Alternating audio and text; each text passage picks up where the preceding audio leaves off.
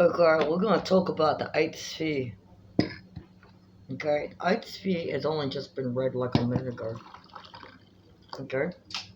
Um, Someone made a comment on YouTube about 3 or 4 days ago, and they said Elon Musk or Donald Trump, one of them was a inhabitant of what's called the eighth sphere or the lower eighth sphere, and that had to be investigated. And an article was just found that suggested that the eighth sphere was an esoteric concept by the neo-theosophists, and specifically related to the works of Rudolf Steiner. And they were talking about how the lower eighth sphere is a spiritual mental place, so it's not a physical place. And so when someone goes up, basically, they bump into that. And there's been illusory correlations between eighth sphere, eighth chakra, etc., etc. Chances are you have to go well beyond eighth chakra to get there. But it's they describe it as being a place that engages in basically the UFO abduction thing for the dark forces. Okay, so they've tied in Indo-European beliefs with the UFO phenomenon, and decided that based on their interpretation and experiences that the alien forces in question are automatically parasitic and working for Lucifer and Araman. Now, if they're negative forces, then yes, of course. They also said, interestingly, about the eighth sphere is that it is a sphere that does not have anything to do with something that the Theosophic and New Age tradition seems to be quite fond of, and having borrowed that quite directly from the Christian traditions via Madame Blavatsky, okay, who basically got Christianity and relabeled it with their talk of the spiritual hierarchy type of thing. And the iosphere is roughly equivalent to the medieval idea, or by the looks of it. They didn't say it in the article, but this is just an observation. It seems to be ideologically equivalent to what's called the second heaven. Okay, and so the second heaven is basically hell. And so they say that in the medieval European tradition, basically, they're saying that there's the planet Earth, and then, of course, the regular sky, with clouds and crap. And then if you go up another layer, you get to second heaven. And second heaven is where the devil and his minions live, and you have to pass through there to get to third heaven, where you'll find Jehovah or Yahweh or whatever, the proper God. Okay, so that's their tradition. So the eighth sphere seems like it would be something that would be associated with the forces of principality and powers of darkness in the air. They've made that association by saying it's Lucifer and Araman, so it's not exactly a compliment to Mr. Trump or Mr. Musk to suggest that they're from there. Okay, in fact, they're saying that they're satanic. Okay, which in Christian language is very insulting. Okay, so you don't have to be Christian or knowledge that. That's just their language. So there's a ideological question as to whether or not we call the green ones. They mentioned the green ones were associated with those that the eighth sphere. So the ones. Well, actually, you might not. Aliens with big dark eyes and 3 fingers, and in this case, they're green. Okay, in that case, they're green. Okay, the frog aliens, as it were. The frog aliens. Keck. Yeah. Okay, so now we find Keck. The green frog alien, Keck, from the lower eighth sphere. in the egregore of Donald Trump, President of USA as we speak. Is Donald Trump a parasite? Or is it more likely to be the case that the forces that were working for CAC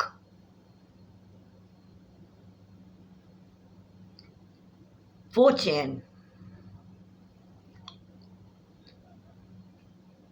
had come up with an egregore through memology to create a smear campaign? It's a spiritual smear campaign against Donald Trump. Is it?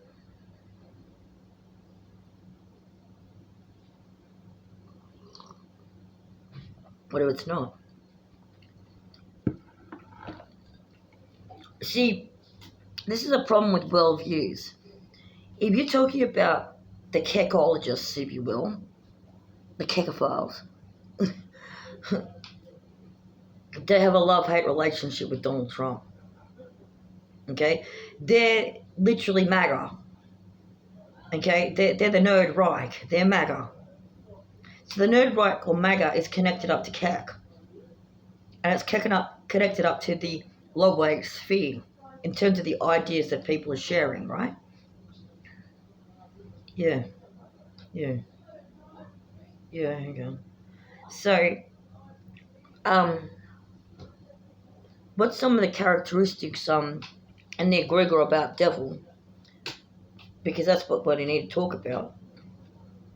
That you would find is common in Indo-European tradition. It comes from Christian, okay? Not exclusively, but definitely. What is that? The devil is a fucking liar. He's a massive liar and a fraud. Like, he's absolutely full of shit. Okay. The devil is a fraud.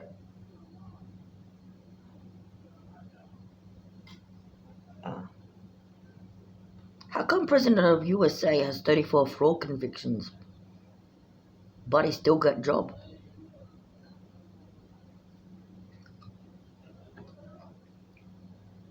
Do they believe that US President's chair is the throne of the world?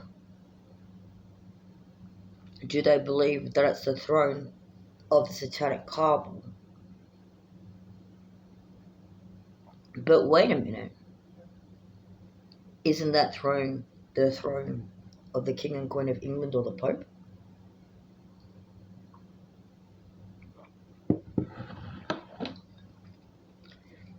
Who came up with the idea of satanic cabal? Did they invoke the satanic cabal and some people perceived it and they went, that's what it is? They saw each other through the lens of their own worldviews. At no point in any of this do we have an accurate and clear indication of what an alien from outer space would actually intend. We can only assume that an alien from outer space has a drastically different worldview from a human. Because they're from outer space. It's different there. I mean, if you can go down the street in your own neighborhood and find that you're at loggerheads with someone else based on their ideas when you speak the same language and live in the same environment, how difficult would it be to communicate with an alien from outer space? How different would your worldviews be? Projecting onto aliens that they are automatically evil or good, or that chaos is automatically evil or good, is what? Dishonesty. One man's terrorist is another man's freedom fighter.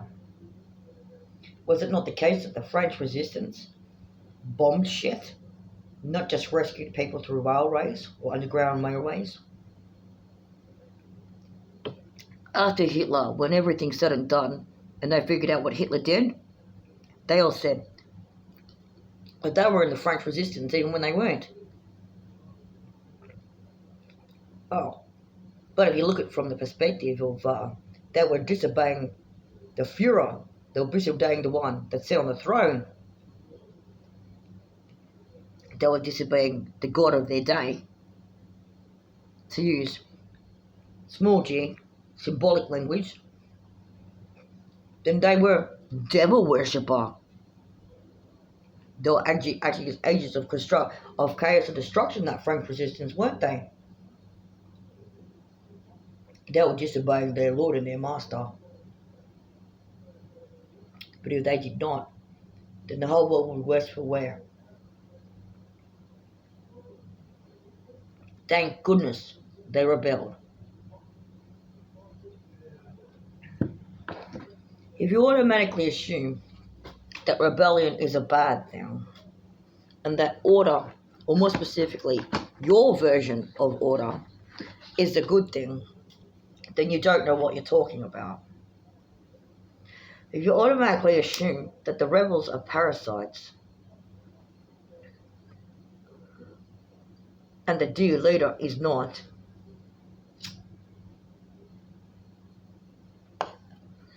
then you're in error.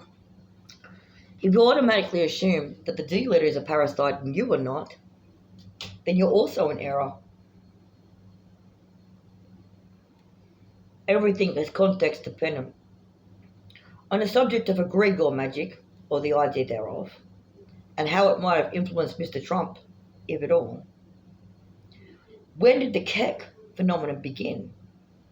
No earlier than 2006, when Pepe the Frog cartoon was invented. That's what the news articles say. Okay then. And how old's Mr. Trump? 78.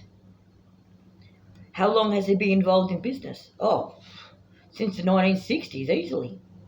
Okay then. Was he known as a bit of a belligerent fucking liar before that? That was grabbing people by the pussy, perhaps? Yes, he was. So, perhaps Pepe meme or Keck meme did not make Mr. Trump what he is. And if you try and blame the wrong person at that, then you're acting as the forces of darkness. You need to be able to tell the difference between darkness and evil.